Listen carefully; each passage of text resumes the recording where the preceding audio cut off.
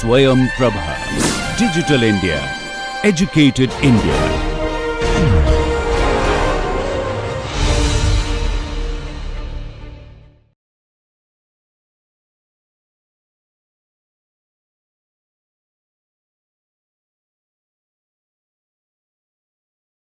For everyone, namaskaram. So let's start our today's lecture. So in this lecture, our aim is very simple. We will try to first understand or revisit some of the Professor Krishna. Both of them might have taught you some aspects of the quantum mechanics, and in your colleges you might have studied to some extent quantum mechanics. All of you are first year finished or second year also finished? First year finished. So some kind of introduction you must have about the quantum mechanics. So what we will do is, we will just give you a general overview of the quantum mechanics in the first 40-45 minutes or even 1 hour. Okay, aim is you understand what is the story of quantum mechanics. You might know this bit, that bit, that bit, this bit, like this small pieces you might be knowing about quantum mechanics. I cannot give you the full story in 45 minutes for sure, but I wanted to connect the dots such that you remember, at least whenever someone is asking about quantum mechanics, oh, this is what we are doing and this is how we are doing. This is the aim. Clear? This is the aim for the first, say, 1 hour. After that, what I will show you is, my group is working on various things, and one of them is energy storage devices. How do you compute? If I wanted to identify, so you all are aware of what are called as anode materials, electrochemistry, you might have studied anode, cathode, etc. So in that, anode materials will be there. My aim is very simple here. I wanted to know, if you are giving me one material, I will calculate some properties of that material using computers, and then I will say that whether this material can be a good material or a bad material for anode. Okay, for a specific battery. Okay, lithium ion battery, most of you might have heard. Like that, sodium ion batteries are there, magnesium ion batteries are there, various kinds of batteries are there. Our aim is what here? To see, if you give me a material, I will calculate certain properties and I will say put a tick mark or an into mark, and then at the end I will say that, yeah, based on all of these things, I will say that this one is useful anode material or not. This is the whole story that I will be telling you. Fine. Now let's start. So my journey is this much. So I owe to my gurus. So these are the three people who shaped my career. Of course, there are many teachers, etc., from our 10th class or even before that, etc. I'm just telling you the three most important people. So I did my PhD as well as my MS from JNCERT. How many of you heard this institute name? Jawaharlal Nehru Center for Advanced Scientific Research. How many of you heard of IISc? Indian Institute of Sciences. Okay, so this is a sister institute. We have one Bharat Ratna called Professor CNR Rao. Any of you heard of his name? Yes. Okay, it is founded by this person. Okay, Professor CNR Rao founded this institute, JNCSR. I did my PhD from that place as well as my MS, that is integrated masters and PhD. So my major expertise is in the material science, chemistry and physics of materials unit I belong to. So during my PhD thesis, I have investigated the few low dimensional materials. Have you heard of graphene? Yes, so that's like a 2D material. Similarly, there are 1D materials like carbon nanotubes, and 0D materials, all molecules can be considered as 0D, but specifically quantum dots, etc. I have studied various properties like optical, electronic, etc. during my PhD. After that, I moved to USA. I worked with this person called Peng-Fei Huo. He's also known as Frank in United States. So with him, I worked in developing a few non-adiabatic dynamics methods. You might not be knowing what are non-adiabatic dynamics method, but essentially these are useful, for example, to compute charge transfer reactions. So you have a organic photovoltaic system or something where you will have a donor and an acceptor system. How do you calculate the charge transfer between them? So for those kind of things you need to write codes. So during my first postdoctoral position with Professor Frank, I have done that. After that, I moved to Professor Brian. He is in University of California, Riverside. So there I have worked on various materials. I'll show you some of those materials, but these are essentially related to catalysis kind of applications or environmental related applications I have worked on. So this is essentially my journey. After that, I came to IIT Madras in 2020, late 2020, and then we started this group called Computational Chemistry and Materials Science. Okay, so this is my name. My name is Chaitanya. Okay, and this is the site if you wanted to see what my group is working on. It's Yamijala group. If you type, it will come. Okay, in Google. Now, so as a computational chemist or a material scientist, the simplest way that we can see, there are various complicated views, but if you take any material, how you can look at this material is simply, it is nothing but a bunch of atoms that are united together. So this can be further seen as there are m number of nuclei or n number of electrons are there, they are interacting with each other. This is how you can visualize any particular material. What is the kind of interaction that is there between these nuclei and electrons? Very good. So this is nothing but the electrostatic interaction that is there between the electrons and the nuclei. That's how they are close to each other or united with each other.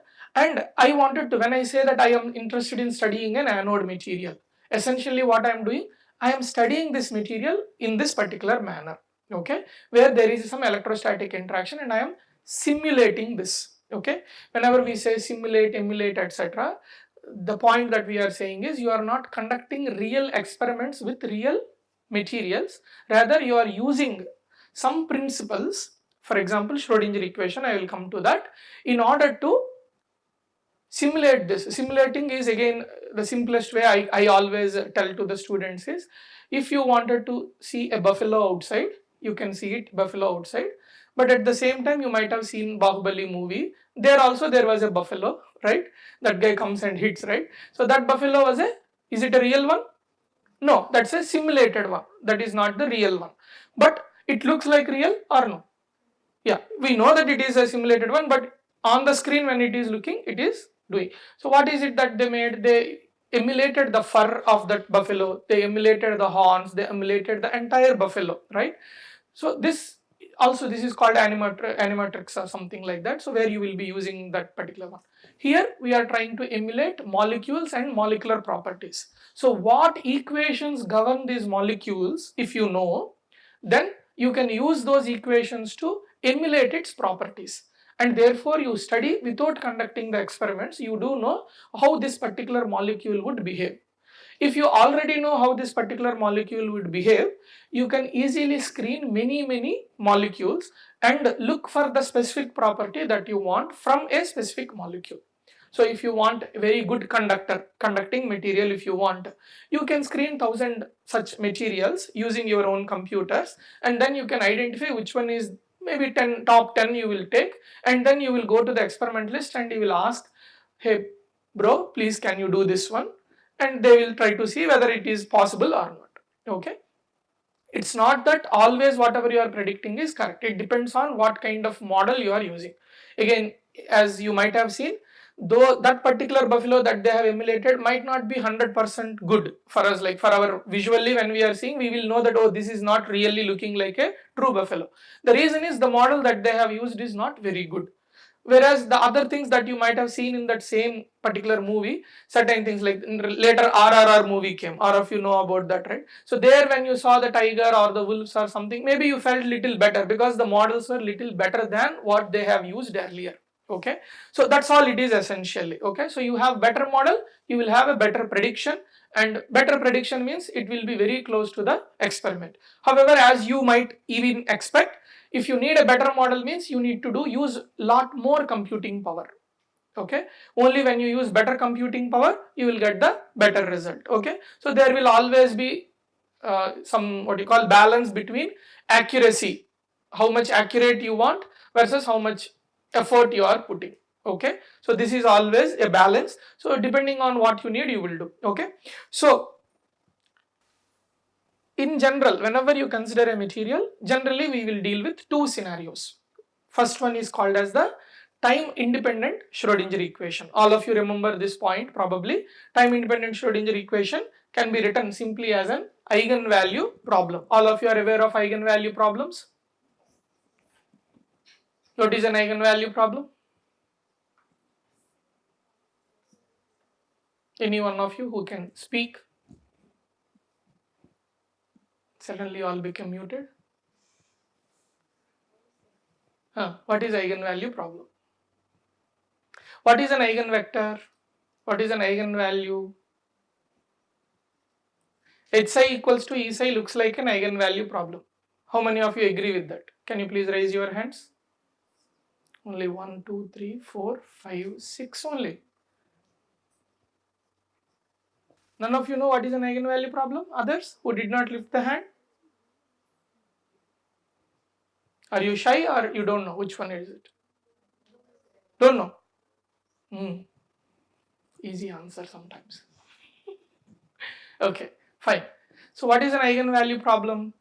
In order to understand this, you can at least go back to your mathematics. You might have considered matrices. Okay, no cross talking. You might have done some matrix algebra. Have you done matrices or no? Yes, okay.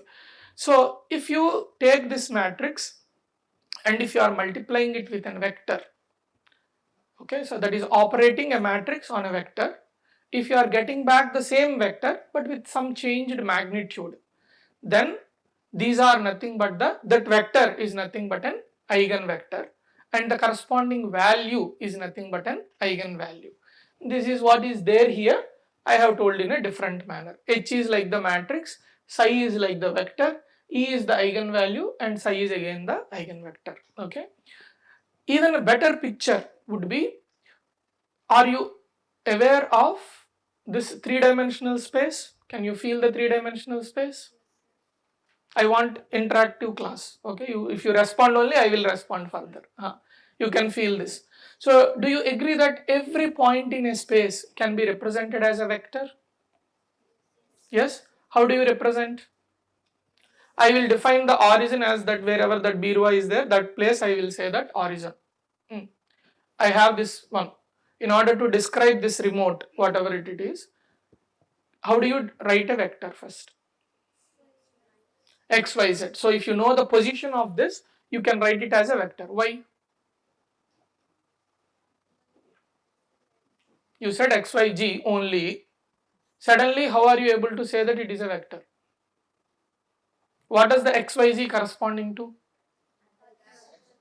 Cartesian coordinates. Okay, so Cartesian coordinates means how it is helping you to write it as a vector.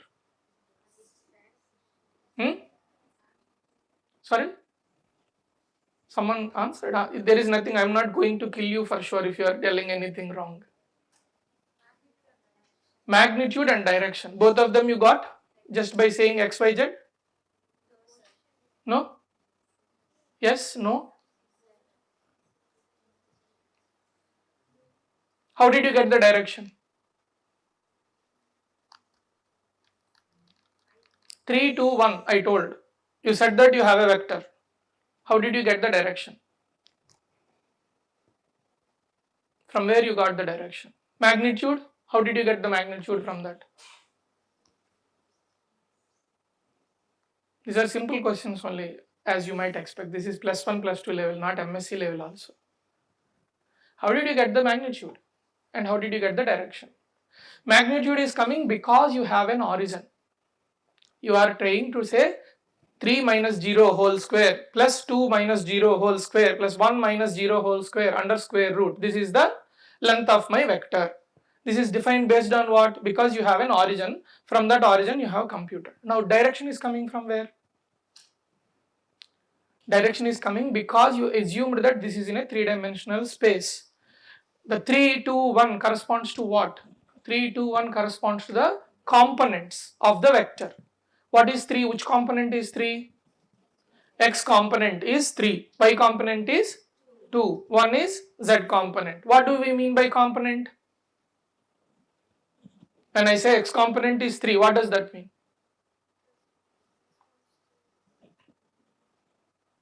क्या है?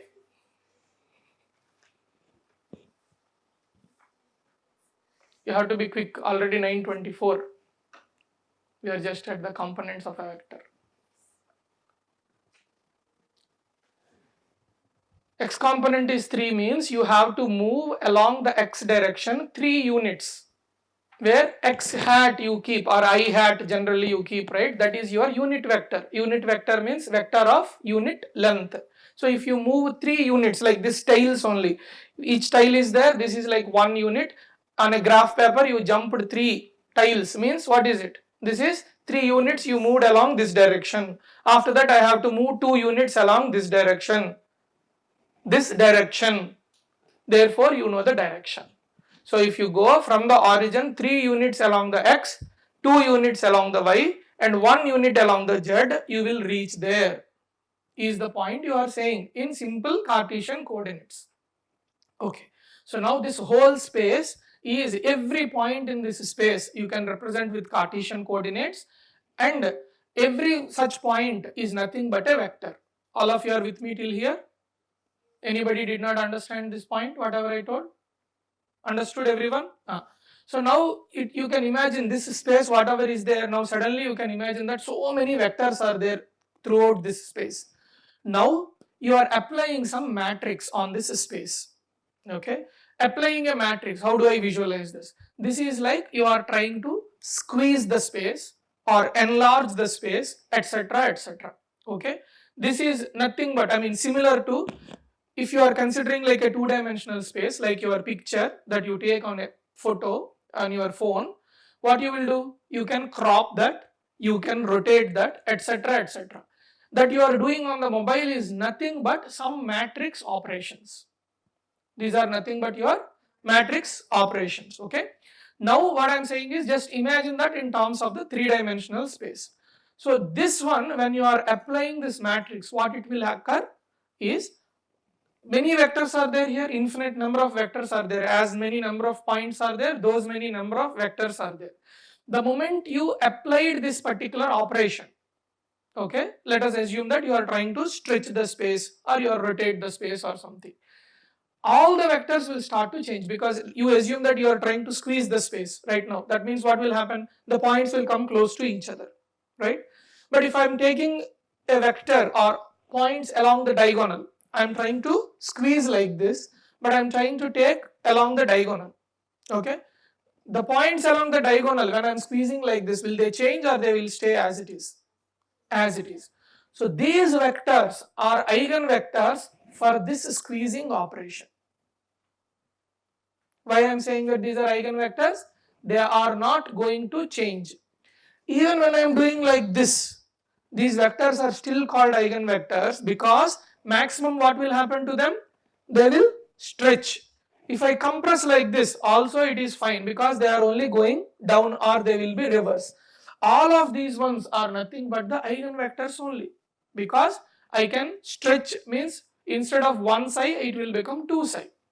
It is still fine with me, where 1 or 2 is nothing but my eigenvalue. Is this clear what we are calling as eigenvectors versus eigenvalues? In matrix, when you read about in mathematics, what you do in order to get the eigenvectors and eigenvalues is you will be diagonalizing the matrix.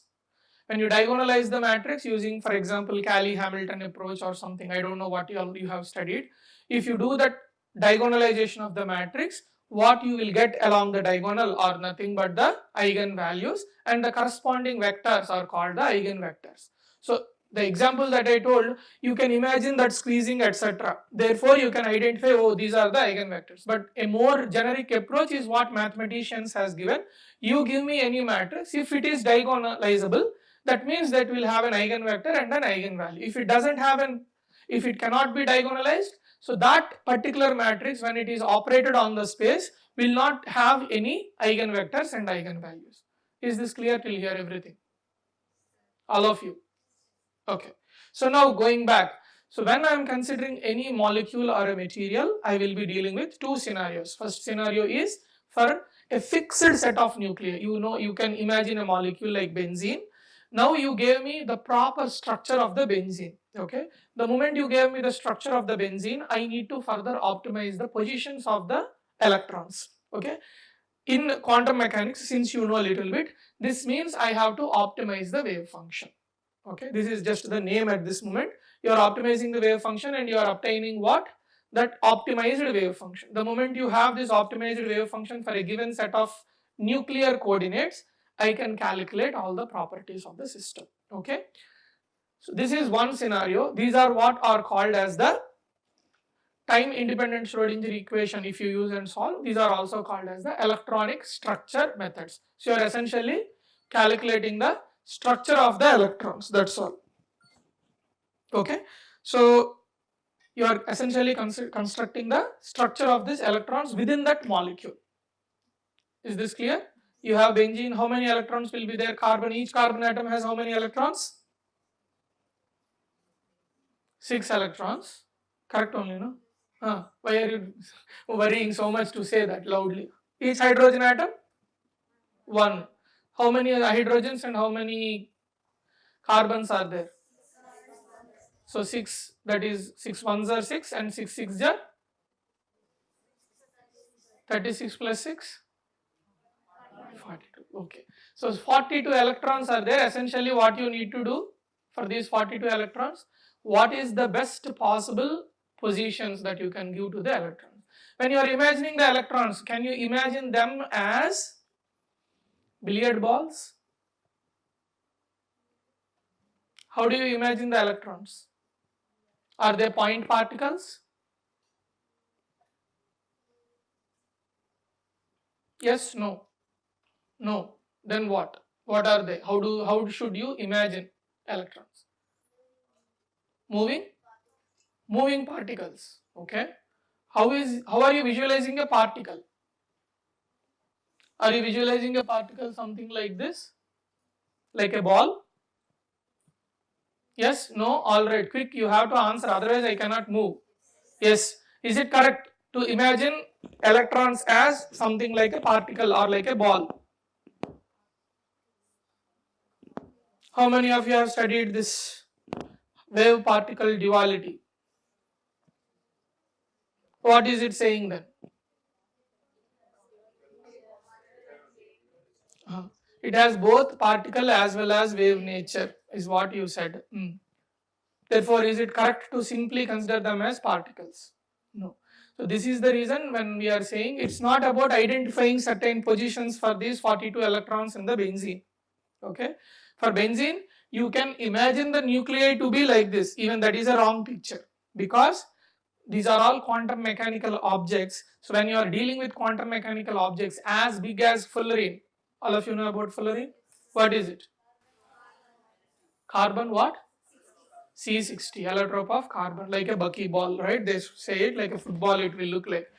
Even bigger than that, also will experience or it will exhibit this particular phenomena called interference, which you might have studied earlier. You might have remembered that Young's double slit experiment where you will be sending electron. If you send one electron itself, you will see on the other side some interference phenomena, suggesting that these systems are behaving like waves. So a molecule itself will not be like, as we are imagining, like a football, like C60. That itself also would look like a wave. Similarly, these electrons that you are considering also will be waves, each one moving with certain energy, like a wave. But also they can be localized. When they are localized is what when you are calling them as the particles. Now what is our aim? Our aim is to find the optimized positions, or in other words optimized wave function for this particular benzene molecule. How do you do that? Is what you solve this time independent Schrodinger equation. If you solve the time independent Schrodinger equation, you will obtain the wave function. That is the one that is going to give you the properties, and that optimization itself is what we are calling as the solving the time independent Schrodinger equation. Is this clear? Unclear? Clear. The other one is for moving both electrons as well as the nuclei. So these are also called as the dynamical methods. The first one is electronic structure methods. You are trying to identify how these electrons are distributed within the system for a fixed set of nuclei. The other one is when the nuclei are moving, you shine the light on the system. Now the electrons are moving, the nuclei are also moving. In reality, there will be no time when the nuclei will not be moving. Okay, this is the general picture. This is like a specific case. Okay, in general you will be shaking little bit every time. Okay, even when you are sleeping also some small movements will be there. But we will start idealizing a particular scenario. If you are still, what I can do about you? That is the first scenario. Second scenario is the true scenario. Generally, molecules will be in motion. If you think of a benzene molecule, will it be ideal? No, it will always be having some vibration. Okay.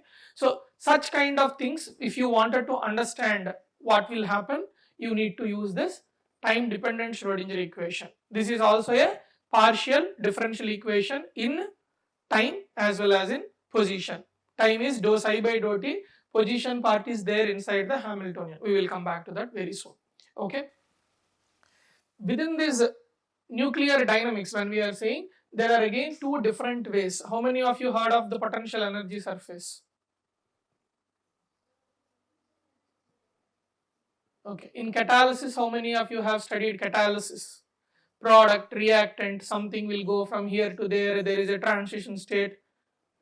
This is something like that you have drawn earlier, right? There is a product state, there is a transition state, there is a, this is a reactant, this is the product. So this is what is called as a potential energy surface. So when the nuclei are moving, okay, if the forces on the nuclei are governed by only the electrons belonging to the ground state, that is called as adiabatic. If it is not, if it is governed by many potential energy surfaces, it is called non-adiabatic.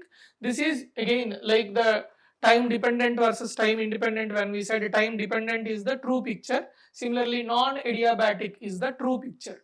This picture will come only when we are assuming that the nuclei are static, then only the adiabatic picture generally will come. Nuclear static is one way. Better way to say this is electron and nuclear degrees of freedom are separated. Okay, that's when we will call it as an adiabatic picture. But when electrons and nucleus are influencing each other, that is what is called as a non-adiabatic picture. Okay, in reality what will happen? If electrons are moving as charged particles, will they be able to influence the nuclei which are also charged particle? Yes or no? In reality, it should be the case. Okay, you have a lot of negative charge, you have a positive charge, you have played this with this what you call pin and the magnet anytime. If the magnet is coming closer to, what will happen to that pin? Some get attraction will be there, no? Similarly, like this is a negative charge, this is a positive charge. If negative charges are quickly moving like this, the nuclei might need to also get adjusted slightly. It's not too much, but there will be slight difference. So that's what is this non-adiabatic dynamics means. Okay. Whereas if you are thinking that, oh, okay, certain cases the electronic motion will not be affected by the nuclei, then it is called as the adiabatic dynamics. The dynamics is called adiabatic dynamics. This is also told generally, not dynamics, but that particular approximation is also known as the Born-Oppenheimer approximation. How many of you have heard this approximation name? Wow, so many people heard this. Let's see, later we will see. This brings to the few research areas that we are dealing. After this, I will quickly go through the basics and then we will finish. So, what are the things that we do? First one is about charge transfer dynamics. So, for this, I need the non-adiabatic dynamics. Okay, so these are certain codes that we need to write, and we have written during some. I have written during my postdoc mostly. So, this is like the fullerene and the phthalocyanine. Fullerene, you all know. Phthalocyanine. Fullerene is an acceptor. Phthalocyanine is a donor. So you shine the light, and then what you will do? You will see that there is a charge transfer. Charge is located here. This is like the wave function, right? Electron is nothing but a wave function. That's why you are seeing like this wave here, wave function, or like a molecular orbital that you have seen. Molecular orbital is nothing but a wave function. You have seen that. So this one is slowly moving from phthalocyanine to fullerene. So this is the charge transfer process. So what we are dealing here is, if you shine the light, how the charge is moving from a donor molecule to an acceptor molecule is what we are studying. So this we are able to simulate. All of you are following? This we are able to simulate now. So that means I have a tool to simulate the charge transfer process. Here in this one we are dealing with energy storage devices. This is the major topic that I will be covering in the next part. Other than that, we will, these are nothing but anode materials. How each material will be, whether it is useful or not, we will see. The other one is about the solid electrolyte interface. So when you consider any battery material, you will have an anode, cathode, etc. Right? Apart from that, there is also electrolyte. So electrolyte is like liquid electrolyte and solid electrolyte. Nowadays, solid electrolytes are increasing. So if you have a liquid electrolyte, that will come and interact with this surface. So similar to what you might have seen outside, rust, right? Iron will be there, air and that moisture, everything will come and interact with this iron metal. The moment it interacts, it will form some coating on top of it. That's what we call as rust. What is that rust doing? That rust is helping the iron in order not to further degrade, right? Rust itself is like some amount of iron is gone, bad, right? That's what you call as the rust. That's why you wanted to peel it off whenever it is feasible. But what it is helping the iron that is there below not to rust later on. Are you understanding this? Same way here, there is a metal like an anode or a cathode is a metal. That anode electrolyte will come. Electrolyte is here, ethylene carbonate, propylene carbonate, these are cyclic compounds. They will come and interact with this and they will be dissociating. The liquid electrolytes will dissociate and form this kind of a surface. So how do they dissociate, whether they will be helpful, detrimental, etc., is another research area my group works on. Other things are called water pollutant degradation. How many of you heard of these perfluoroalkyl substances? Yes? No? No. So you have heard of hydrocarbons definitely, right? From your +1 level onwards, you have learned that. So if you replace every hydrogen with fluorine, this is called perfluoroalkyl substance. These are alkyl substances, but with perfluoro. Some of them, if you are not replacing all the hydrogen atoms with fluorines, but only some of them, then they are called polyfluoro, okay, alkyl substances. The advantage of this particular materials are they are highly water resistant and oil resistant, okay. So therefore, people have been started using them since like 1970s or something like that, and various things like aviation industries or firefighting foams. You heard of this firefighting? Like when the fire is there, you will be using generally water. That's what our only what you call movies will show. But beyond that, there will be firefighting foams, and they use this PFAS substances. Okay, non-stick cookware. How many of you are using? Okay, only ladies are. So you guys are not eating anything, or you are not even seeing what is happening in the house. You have non-stick pan in your house. So they also have this carbon fluorine containing like Teflon coating. Teflon, how many of you heard of? Teflon. So all of these have this carbon fluorine bonds. Okay. Why are we worrying about carbon fluorine bonds? Carbon fluorine bonds are man-made bonds, are human-made. Man means, okay, don't think that women are not there. Man-made bonds are nothing but those times actually men were only doing the research also, so not a problem. So these are the man-made bonds. Therefore, the biological enzymes that we have were never able to degrade them. So enzymes have to evolve in order to utilize anything. So the CF bonds cannot be degraded, but they are very helpful in various industries, including this non-stick cookware that you are using, or if you have seen this fast food packaging, if you consider, all of them will have this. If you have a nice raincoat, most likely it will have this PFAS substance. That's how that water repellent nature will be there for you fully. Like this, you consider any of these things. Aviation industry, that paints will be there on top of the aeroplanes. They will have the PFAS because they have to have the resistance towards the heat as well as the water, etc., in the atmosphere. So all this is coming only because of the carbon fluorine bond. You might know that carbon versus carbon hydrogen. Which bond is stronger bond?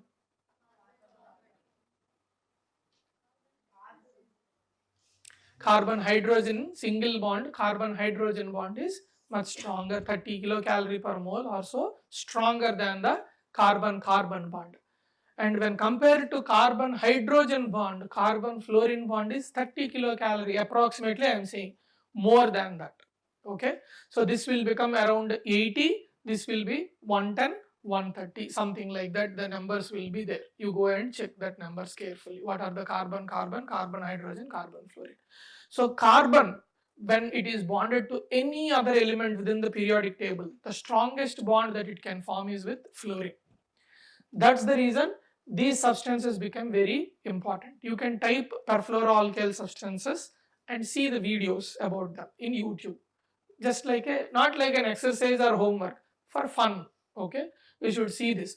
What kind of materials these perfluoroalkyl substances are there, till what are the bad effects of these perfluoroalkyl substances. You will come to know that because of their very much mobile character, they are going into the drinking water. We all are consuming that and we are getting affected unknowingly. Okay, it can lead to various kinds of diseases, whatever you name, most likely that will be created by this. For example, cancer, thyroid, other kinds of kidney, liver diseases, brain tumors, etc. can be easily created by this perfluoroalkyl substances, and we are happily using them without banning them, as usual with many other materials. So if you go to Adayar River, which is there in Chennai, recently IIT Madras, another group from civil engineering has done this study, and they found, for example, US has kept some limit. Okay, if this many nanograms of perfluoroalkyl substance is there, it will be harmful to you. Okay, this is what they have set up based on their thing, because all these products started from USA and they have polluted, if I remember correctly, that Michigan River or something. Okay, they started understanding that and they kept the limits. And if you go back and see the Adayar River, if they have said about, I think, 20 nanogram per liter or something, or no, 4 nanogram per liter was the number that they have told, you will see that in Adayar River it will be easily 400 nanogram or more. It's in the river. And if you take any of your consuming normal daily drinking water, it will be even much more. If you take groundwater resources, already more. So this is the current situation. Okay. Therefore, there is a need for us to identify and degrade these substances. Why degradation is difficult? Because, as I said, CF bond is one of the strongest bonds. On top of that, biological enzymes do not have the ability to adapt to this and break this bond. Okay, other kinds of bonds they can do, but CF bond they do not know, because this is invented by us very recently, 50-60 years ago only this was done. Biological enzymes cannot quickly adapt that much to degrade these ones. Therefore, we humans have to go back and identify methods to degrade them. So our group is trying to find out materials, methods to degrade. So one point that we have recently, one thing that we did earlier was to use reduction methods to degrade. Reduction means what? Addition of hydrogen. In terms of electrons, addition or removal? In terms of electrons, reduction means addition or remove? Addition of electrons. So we were trying to see whether we can add electrons, say for example from metallic substances. So you have, for example, iron, etc., etc. These are metals. Generally, you know that metals will have lot of extra electrons. You might have studied Drude model, etc. earlier. If you did not, it's fine. So these electrons we wanted to add by keeping some metallic substances. You can think of any alkali, alkaline earth metals, etc. That is one part. Recently, what we thought was, have you heard of this plasmonic substances? Plasmon, have you heard of? What is plasmon? State of? Very wrong. That is plasma. Plasma versus plasmon are different.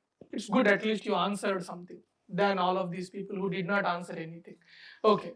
So, plasmon is actually a collective excitation of the electrons. Okay, this is generally observed in nanoparticles. If you studied about noble metal nanoparticles like gold, silver, etc., these nanoclusters can exhibit this plasmonic properties. You might have, if you have studied particle in a 1D box, have you studied the problem, particle in a 1D box problem? They might have told you, apart from that butadiene example, to calculate the bond length and that this one, they might have told you about quantum dots, and quantum dots will have colors, etc. Anybody showed you any conference you have seen that? Not yet. Okay, fine. Anyway, so these exhibit the plasmonic properties where you have electrons that are oscillating rigorously. So we would like to use, we have used it recently and we found that they can be used to degrade these substances. Okay, so these are collective excitations of the electrons which will have high energy. Okay, so these high energy electrons we are trying to use in order to break these bonds. Apart from this, the final one that we are discussing is about the quantum computing. This is a new kind of computation. In our group, we are trying to understand how to use these quantum computers. We have used and published some articles recently. So we wanted to develop more in this particular area, like algorithms in order to use, or existing algorithms to study bigger materials, like these kind of materials. Can I simulate on a quantum computer or not? Classical computers we know how to do. Can we do it in a quantum computer? So these are the areas of research that my group is working on. So now we will move on to, okay, I just wanted, before forgetting, these are the two people whose work I am trying to present. All of these are my group members only. So this is Ankita and this is Subhadeep. These two guys are have worked on that anode materials that I told. I will be presenting those things. And of course, whatever I am doing, I have to simulate on computers. So these are the supercomputers. This kind of rooms, 2-3 rooms will be there with big computers. We will be submitting the calculations there and they will give the results. If you don't know what is a supercomputer, it would look like this. This big data centers, if you have seen, that's how they will be. Okay, with that, we will go to the first part of the talk. What are the basics of quantum chemistry? So what is the story of quantum chemistry for you?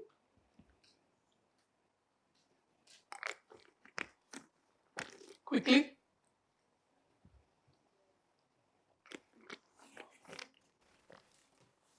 What is quantum chemistry for you? After classical, we move to the quantum. Okay. If classical was not there, you will never move to quantum.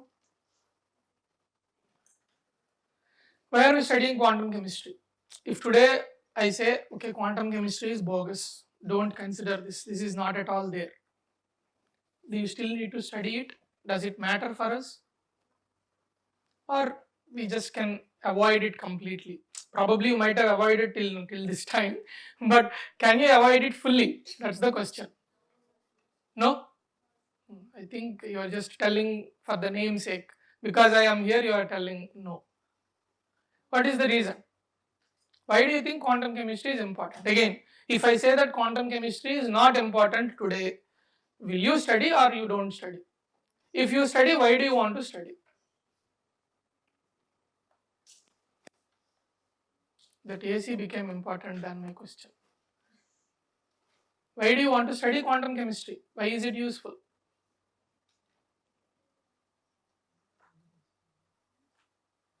If you don't answer, I cannot move forward. Some responses have to come.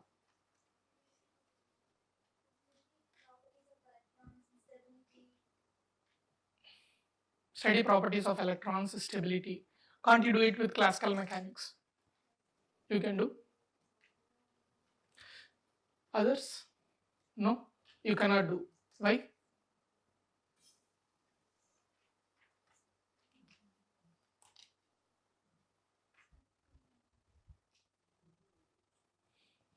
Deep silence. It's good actually. Being silent is better, but not when the question is asked.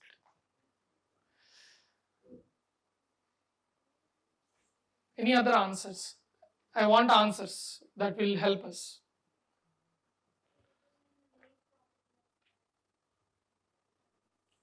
Wave property of the electrons. Only electrons we are speaking.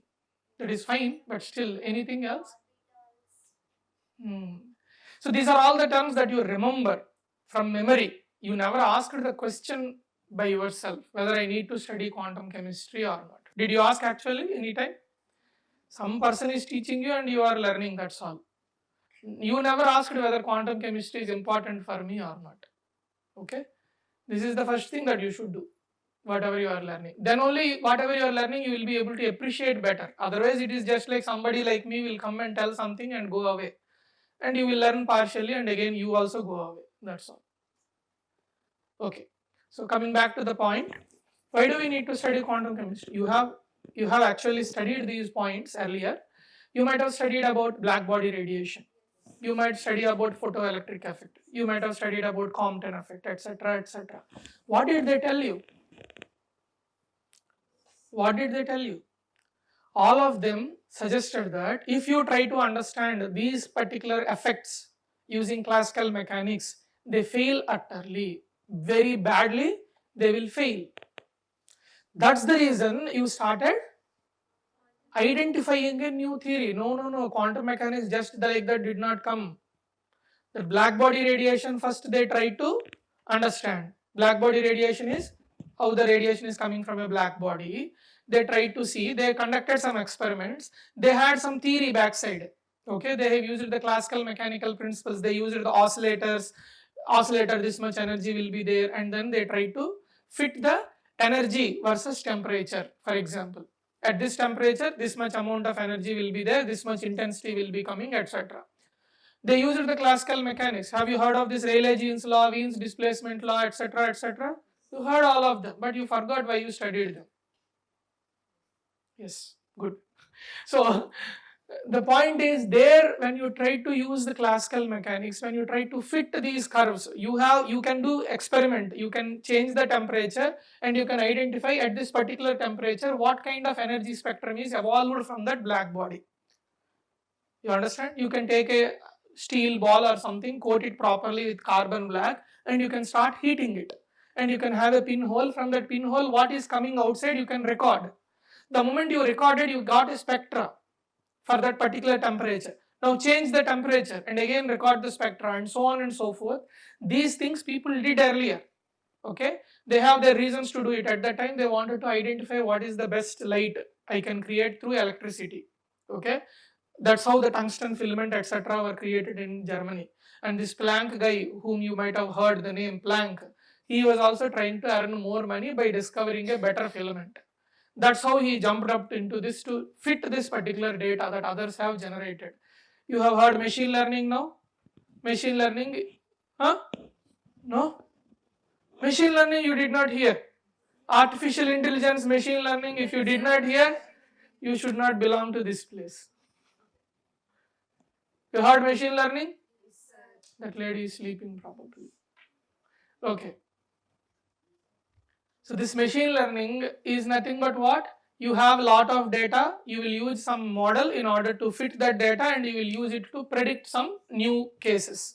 Similarly, at that time, this is like machine learning, but this is Planck's learning. Planck saw the data, everything carefully, and he saw that, okay, if I take this one and if I change this one, I will be able to fit it for the black body radiation. This is what Planck has done. And by this, he was able to explain everything. That's how the Planck's formula for the black body radiation came. The major point he thought that there was energy is quantized. If I assume that energy is quantized, I can fit this whole thing. This is the new point he said. That's where the quantization concept came. What is quantization means there? You all studied quantum mechanics without knowing what is quantum packet. So discretization of whatever it is, instead of continuous, it is about discretization. Okay, that's what is quantization, discretization, you can understand. So they thought, like, if you see, for example, if you are riding a bike, let us consider today, do you think that when you are raising this particular scooty or whatever, you are raising it, do you think that after 10 suddenly it will go to 20? No? Yes? No? After 20 suddenly it will go to 30?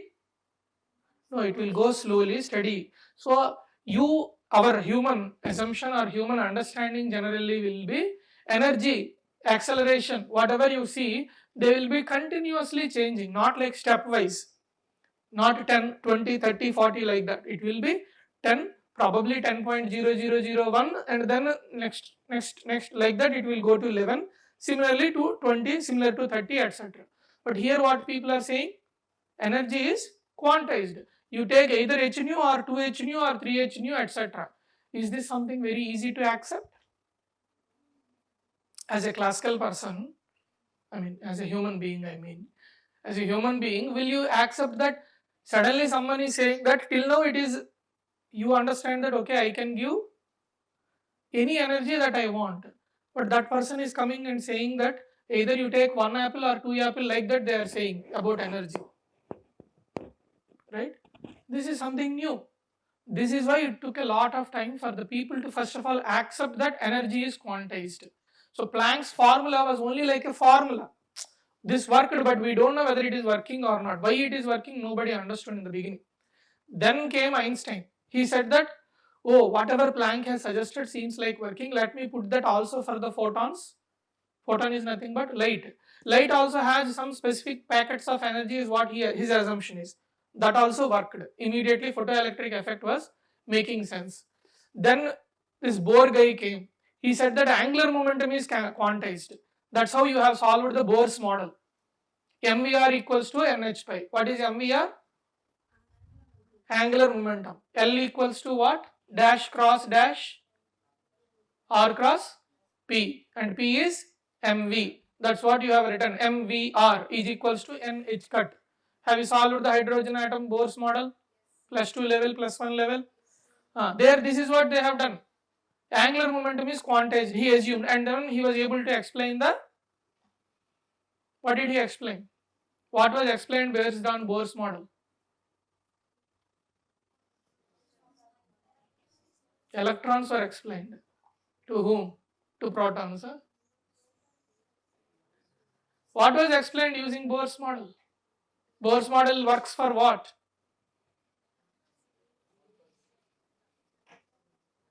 Alpha particles. Whatever is coming to the mouth, we are speaking. See, this is what will happen when you don't ask questions and you are just listening. What you should start doing? Second year onwards, what you will do? The class should not move forward unless you understand anything. Okay? You should ask questions. If you want to allow the class to move, let the class move, but you should not move. You should go back and read the books to understand the things that you are reading. Okay? Bohr's model were able to explain, first of all, hydrogen atom, but it's about the hydrogen atomic spectra. Balmer series, Paschen series, Brackett, Pund, whatever these people are there. Each one has proposed one series. Series of what? Series of lines they observed when they have excited the hydrogen gas. They observed these particular ones. How to explain these things was the question. So some guys gave one series, one formula. Everyone they combined by Rydberg. That Rydberg guy came and gave Rydberg formula. We studied that and got full marks. But after that what? These are separate formulas. You wanted to understand it fundamentally. Fundamentally why this is happening. This is what Bohr was able to describe. Rutherford's model of the atom was failing because Rutherford assumed what? Alpha particle. What is Rutherford's model? Gold foil experiment. You can see all of them are textbook headings only, we remember. We don't know the science, we only know the words. Rutherford model is telling you about how the structure of the atom is there. See, when this kind of things started, quantization, when here, all of you, when Einstein proposed this quantization, when Planck proposed this quantization, people started, okay, 2, 3, 4 things started working. Then people were worried, why it is working? So things are behaving differently is what they are understanding. Electrons are behaving differently. Earlier Maxwell is the only guy who has tried to unite the electricity and magnetism. You remember, right? Maxwell's equations? That words you will remember. Maxwell's equations were there earlier. So Maxwell did what? He tried to connect the electricity with magnetism. And he used this to describe light as an electromagnetic wave. Right? Light itself has become now electromagnetic wave with oscillating electric and magnetic fields. This is what he did. He gave 4 equations describing del cross B, del cross E, etc., etc. Right? These formulas he gave. So this is a unification towards the light, and you know something about the matter in classical mechanics. So suddenly you are unable to explain the light matter interaction, for example using the black body radiation using classical mechanics. You are unable to explain. Then Planck came and he said something and it is working. Similarly, when you are dealing with atoms, for example hydrogen atom, you are unable to understand the spectra that is coming from the hydrogen atom. And Bohr proposed this simple model, it is able to explain. So then people started questioning, what is matter constituting of?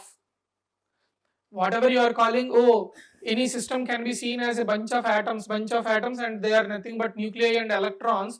This is the new picture. Old picture doesn't have this. Whether electrons are there inside that nucleus or outside the nucleus, etc., were not known. That's how the J.J. Thomson model came. That watermelon model, you remember? That one only we will remember. That was one model where they thought what? Electron density is all over the place and only nuclei are somewhere, right? That's how they thought. Then came the Rutherford model. What did this guy saw? This guy saw the solar system already established, and he said that, oh, like how the sun is there and planets are revolving around the sun, nucleus will be there and electrons will be rotating around these ones. That's how the orbits came, orbitals came, okay. However, this picture is wrong further. Why it is wrong? Why Rutherford's model is wrong? Because any oscillating particle, charged particle that is rotating, that has to release the energy. If it continuously releasing or losing the energy, what it should do? It should try to spiral down and fall into the nucleus. Because its energy is over, so at this particular energy it can rotate. Now its energy decreased, means it has to come down and again rotate. Because in order to rotate in this big circle, you need to have such particular energy, smaller circle, smaller energy, etc., etc. So that's why it will spiral down, down, down, and finally should fall into the nuclei. Therefore, matter should not exist. Therefore, Rutherford's model is wrong. But then Bohr came and he given the every angular momentum is quantized. Okay, because angular momentum is quantized, you can have only NH bar, that means H bar, 2H bar, 3H bar, etc. You cannot have any other things. That was able to explain hydrogen atom, but it was not able to explain anything beyond that. That's when our hero Schrödinger came. He gave the Schrödinger's equation that was able to explain all the particular systems, any system, not just the hydrogen atom, but any atom that you consider, Schrödinger's equation was able to explain. The problem with Schrödinger equation is, it is not that much easy to solve, okay. This is also gave automatically, considering certain aspects, for example, the wave particle duality given by the de Broglie, and Schrödinger has a lot of knowledge about this geometric optics, etc. So he saw this wave theory and then he created this particular equation, okay. So this equation is what we are solving even now. Similar kind of equations were developed by Heisenberg. These are called matrix mechanics. Whatever we are seeing is called as the wave mechanics, because he has written a wave theory based on assuming that everything is like a wave, because this came in because de Broglie said that every particle will have an associated wave nature. So Schrödinger thought that, okay, let me take this wave nature and try to solve the problems. That's how he created this Schrödinger equation, which is very close to the classical wave equation. Classically, there is a wave equation. He tried to keep these points there and he was able to derive this equation, which is working properly, okay. Similarly, Heisenberg has developed another mechanics that is called as matrix mechanics. Since at that time people used to learn a lot about the differential equations, people used this one, because at that time when Heisenberg 1926, etc., that's the time when Heisenberg has invented the matrix mechanics. But people were not aware of matrices that much, but they are all aware of the differential equations. Therefore, the textbooks were written based on the wave mechanics, and we are still learning only through the wave mechanics. Although we are not learning, that's a different story. But whatever is there in the textbook is still the wave mechanics. Okay, going back all to that place. So based on this one, the quantum mechanics started. These failed experiments from the classical mechanics. So failed experiments means experiments are proper, but the classical theory is unable to explain the experiments. Then quantization started. The moment you started the quantization, things started to work out.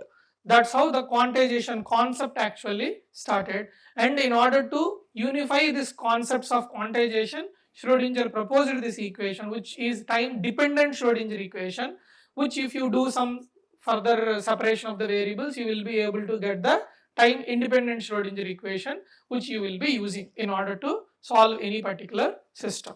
Now going to some simple questions. In general, time independent Schrödinger equation has H psi equals to E psi. What is E? The question is, why do we need to compute energy? SwayamPrabha. Digital India. Educated India.